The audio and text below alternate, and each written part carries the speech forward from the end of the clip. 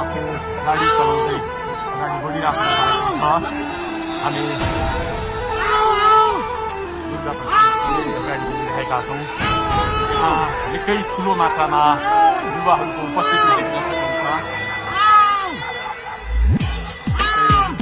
ठुलो मात्रामा युवाहरूको उपस्थिति प्रहरीको माग गरेर दुर्गा प्रसाद आफै अगाडि बढ्दै हुनुहुन्छ। प्रहरीलाई गाडीले घेरेर दुर्गा प्रसाद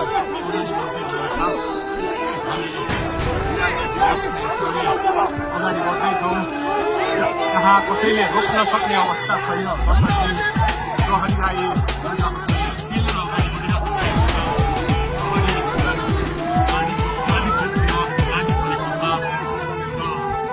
दुर्गा प्रसाईले प्रहरीको एक क्लियर तोडिसक्नु भएको छ र अब अगाडि सशस्त्र प्रहरीको टोली रहेको छ।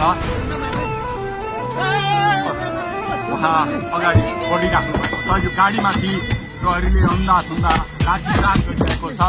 तपाईँ देख्न सक्नुहुन्छ।